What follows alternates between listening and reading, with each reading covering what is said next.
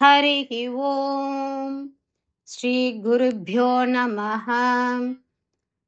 These slokas are recorded by separating the stanza word by word for easy learning. Please share your feedback in the comment. Kindly subscribe and share to others. ॐ नमो भगवते वासुदेवाय. ॐ नमो नारायणाय. Sloka 9. The great ocean of liberation was full, overflowing, and shining with the blissful nectar of supreme joy. The Gopas were completely immersed in this divine experience for a long time. O infinite Lord, it was only by your will that they were brought back to their normal, worldly state of mind. 9.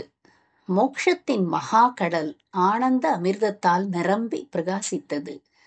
கோபர்கள் அதில் நீண்ட நேரம் மூழ்கி ஆனந்தித்து இருந்தனர்.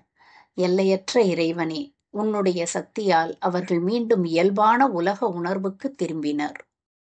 മുക്തിയുടെ മഹാസമുദ്രം പരമാനന്ദത്തിന്റെ അമൃതത്തോടെ നിറഞ്ഞു കവിഞ്ഞു പ്രകാശിച്ചു.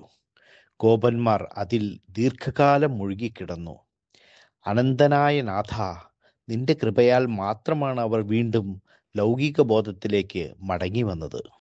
श्रीमन्नारायणीयं दशकं 64 श्लोका 9 स्फुरत् परानन्दरसप्रवाह स्फुरत् परानन्दरसप्रवाह स्फुरत् परानन्दरसप्रवाह प्रपूर्णकैवल्यमहापयोधौ प्रपूर्णकैवल्यमहापयोधौ प्रपूर्णकैवल्यमहापयोधौ स्फुरत् परानन्दरसप्रवाह प्रपूर्णकैवल्यमहापयोधौ स्फुरत् परानन्दरसप्रवाह प्रपूर्णकैवल्यमहापयोधौ स्फुरत् परानन्दरसप्रवाह प्रपूर्णकैवल्यमहापयोधौ चिरं निमग्नाः खलु गोपसङ्घाः चिरं निमग्नाः खलु गोपसङ्घाः चिरं निमग्नाः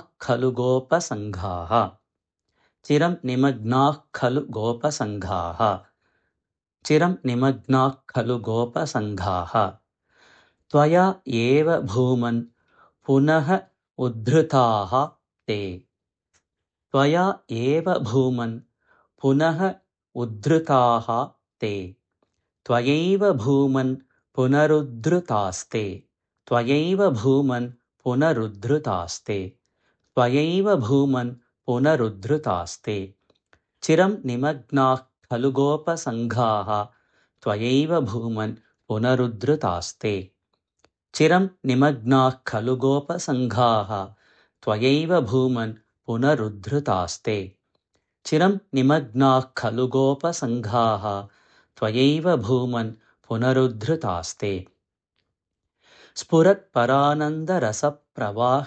प्रपूर्णकैवल्यमहापयोधौ चिरं निमग्नाः खलु गोपसङ्घाः त्वयैव भूमन् पुनरुद्धृतास्ते स्फुरत् परानन्दरसप्रवाह प्रपूर्णकैवल्यमहापयोधौ चिरं निमग्नाः खलु गोपसङ्घाः त्वयैव भूमन् पुनरुद्धृतास्ते स्फुरत् परानन्दरसप्रवाह प्रपूर्णकैवल्यमहापयोधौ चिरं निमग्नाः खलु गोपसङ्घाः त्वयैव भूमन् पुनरुद्धृतास्ते स्फुरत् परानन्दरसप्रवाह प्रपूर्णकैवल्यमहापयोधौ चिरं निमग्नाः खलु गोपसङ्घाः त्वयैव भूमन् पुनरुद्धृतास्ते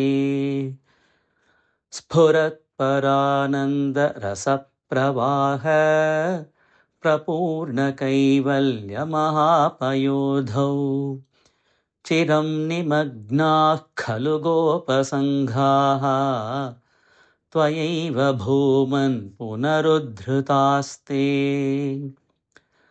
स्फुरत् परानन्दरसप्रवाह प्रपूर्णकैवल्यमहापयोधौ चिरं निमग्नाः खलु गोपसङ्घाः त्वयैव भूमन् पुनरुद्धृतास्ते।